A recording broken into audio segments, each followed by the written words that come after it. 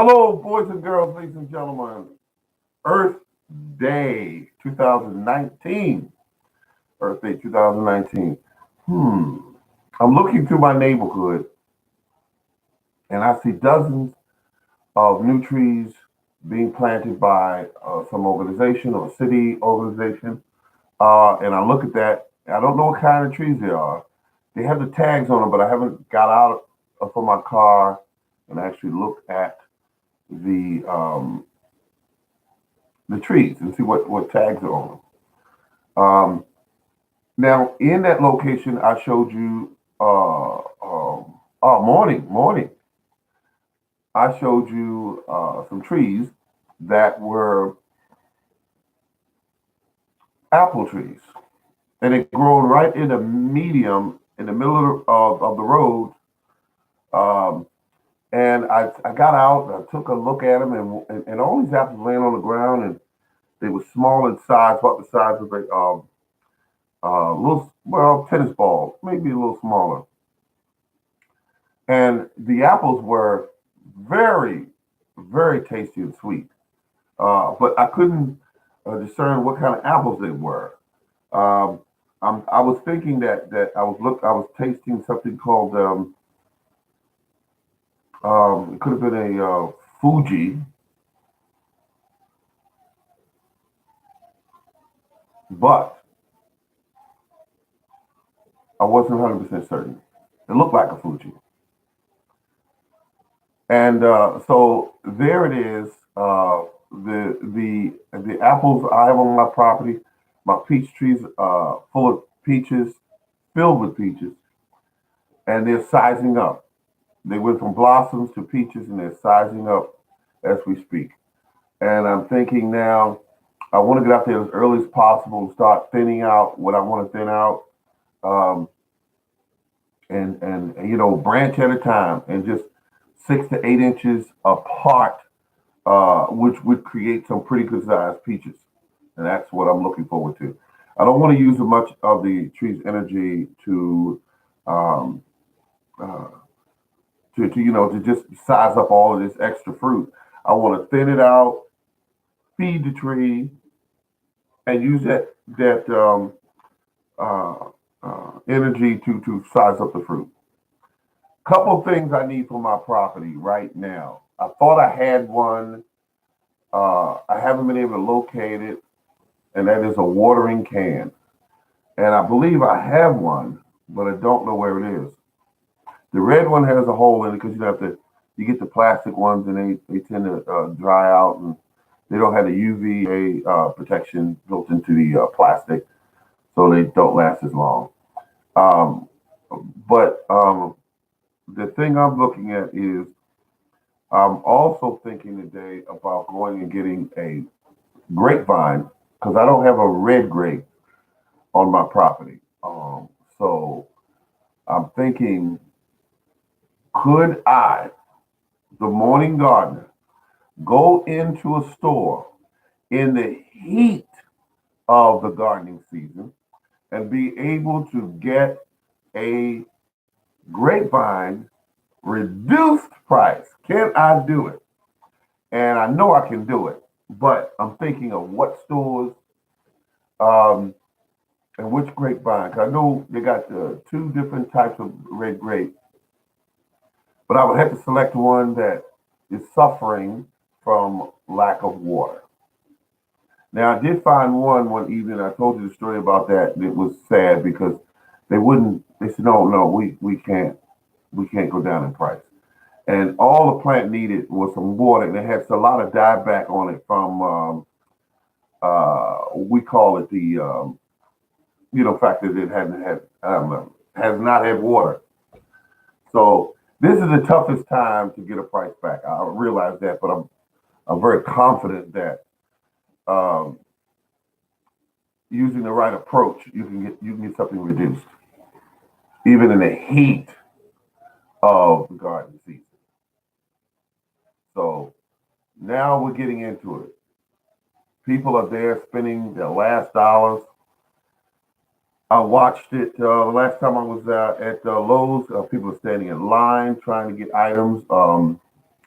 You have your nurseries that are in your neighborhoods, nurseries that are in your cities that are, just small mom and pop operations. Um, a lot more information there if you go there, but there's no flexibility really for them to reduce prices. They don't have to because chances are they're going to sell quite a bit of their stock. And if they've been doing it for years, they know this is just part of it. So if you were to purchase a grapevine right now, this is the toughest time to plant one because you got to stay on it and make sure it's watered, make sure it's mulched, that it doesn't dry out, and that sort of thing.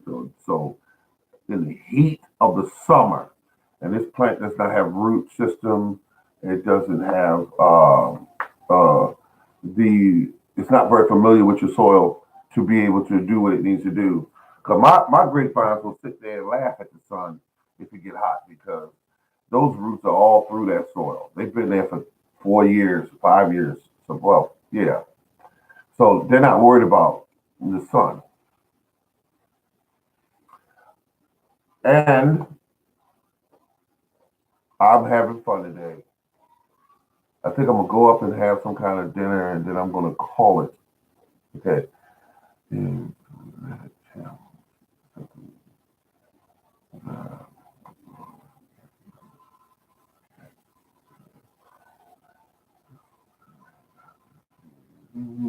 I'll call it after the holidays.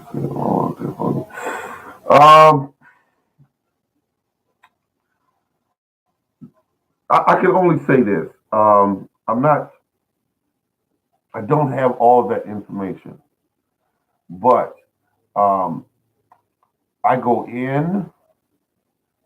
I look at things like stores primarily are there to make money. That's the bottom line. And by me going into the store and taking something off of their hands that the average customer won't touch, that they won't touch. They want a big, burly plant that's got all of these green, maybe some blossoms, maybe it's producing a couple clusters on it. That's what they want. But I know you can go in and get a plant that doesn't have all that and still get a great plant. Because I'll give you a good example. When I buy a fruit tree, I don't look for the biggest fruit tree anymore. I used to, but I don't. I know that the smallest tree stands a better chance of adapting to my soil. And trees that are 2 years old, 3 years old, that are in big uh, tubs, I don't want that. I really don't want that tree. I'd much rather take a bare root tree that's about a year and a half old. I'd much rather take that one because I know that when you put it in the ground, all it's going to do is rush off and try to grow. Its focus is just sizing up and producing roots.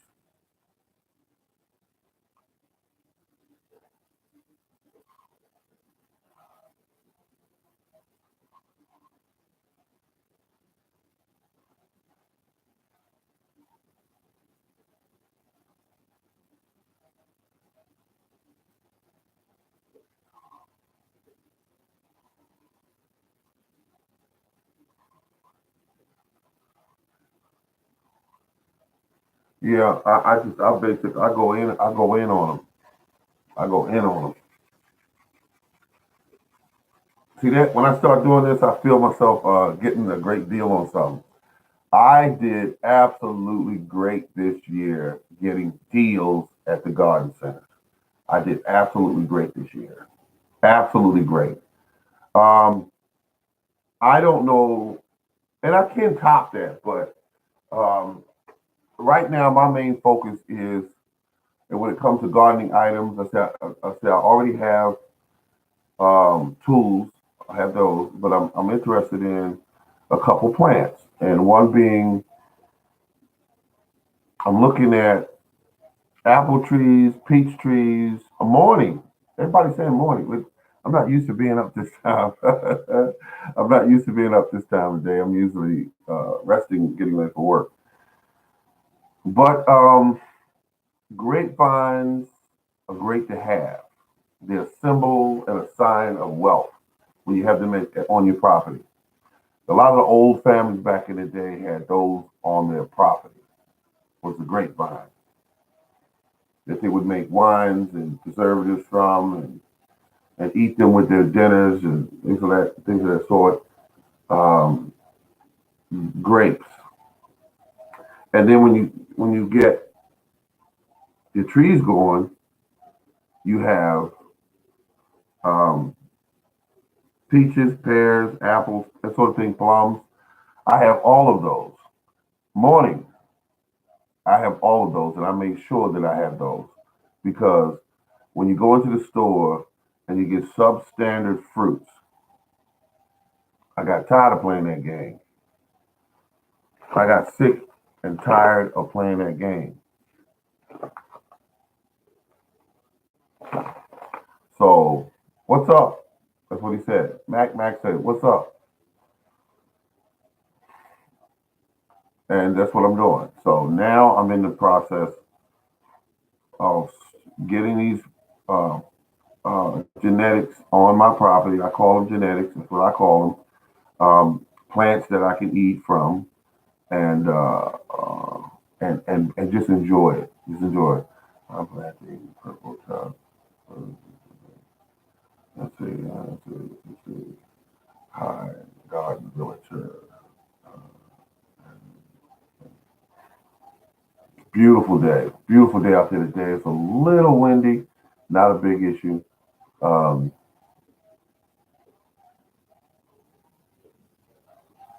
I use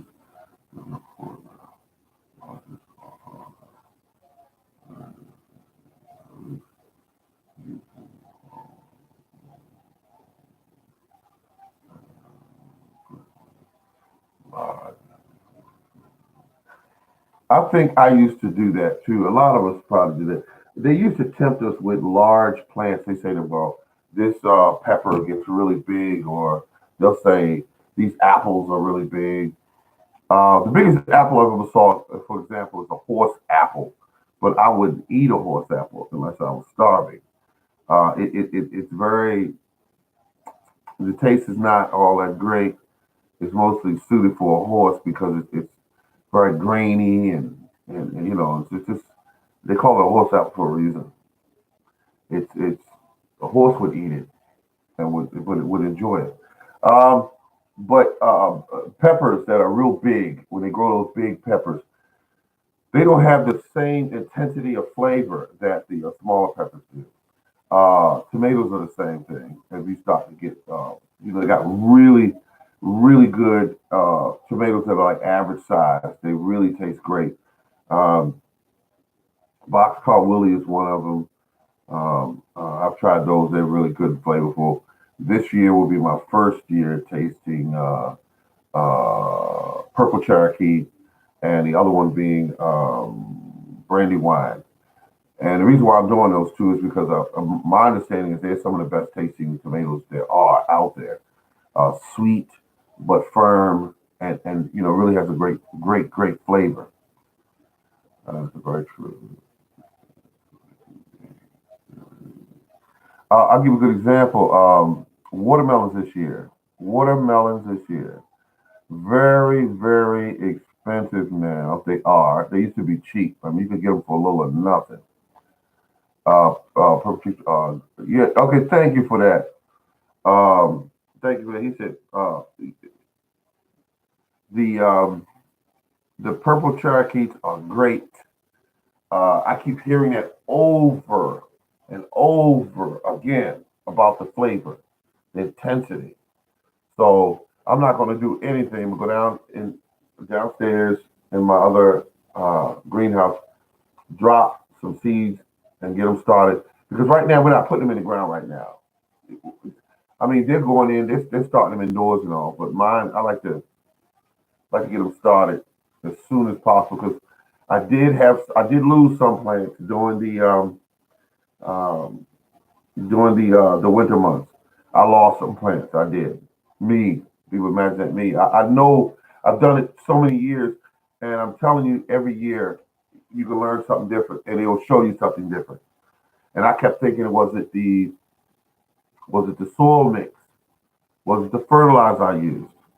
Was it the seeds themselves? Um, uh, was it the temperature? But I never had that issue in the past with tomatoes. I always grew tomatoes. They did well. I put the heat mat down, and heat mat's great. Get them in the uh, what was the other thing? The lights.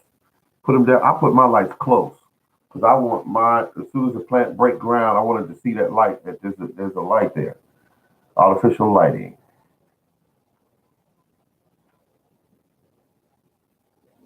So Macintosh apples. I'm glad you like it. Not one of my favorites. Macintosh apples and are really good small apples. Macintosh apple is a classic apple. It has been around for so long, and people are still buying them by the buckets. Very good apple. Not one of my favorites. I basically have three apples that I enjoy. Everyone has different tastes.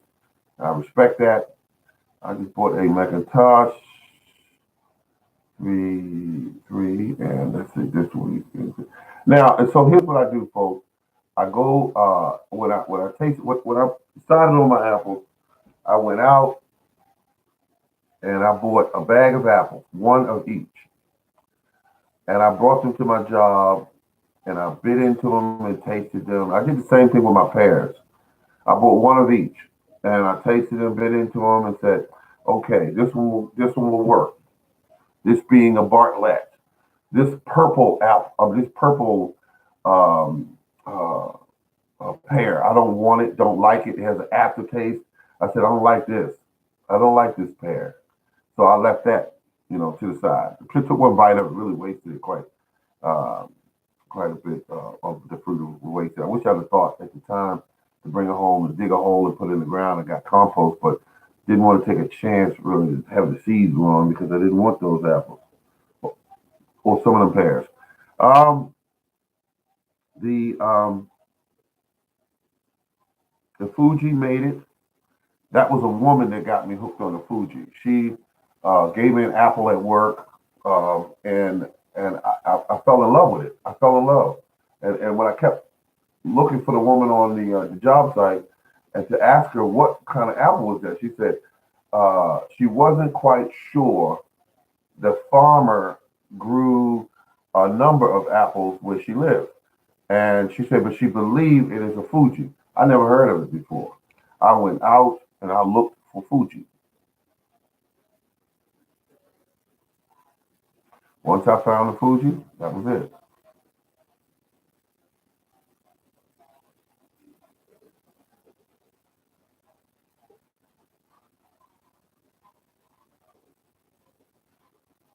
All right, have a good day and enjoy your workout. And let's see, folks, this is not going to be a long one, but I got to tell you, I am on a mission.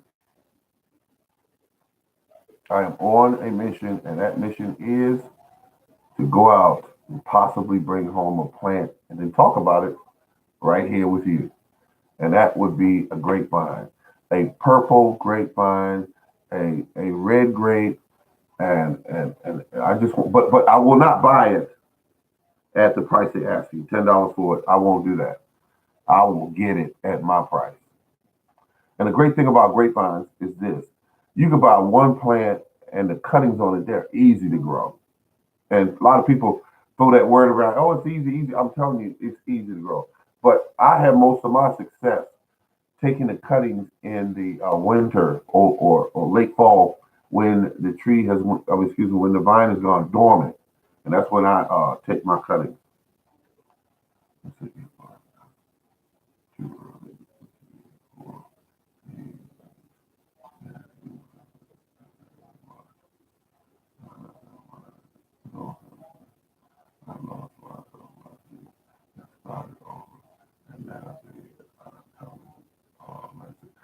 Oh my goodness. I love that. This is a determined individual. got his seed to come back, realized what the situation was, that that that it just was just this kind of year where the weather was just punishing, and seedlings were, you would get them up and they would break ground, and then after a while they would just go back down. You said, "Oh God, what happened? What happened to my seedlings?" And morning, Jerry, Jay, I think it was Jay. I was looking at one of your videos this uh, morning, well, at work. I work late hours, and you were talking about a tree. I can't remember the type of tree it was, but I look at your trees, and and I like what you do. I like your videos. I think I actually hit you up and said I like your videos. You grow your trees more dense than I do. I would That would drive me nuts, but I'm glad that your trees are growing very well. But I would have to go in there and open some of that up to get some of that air circulation in that tree.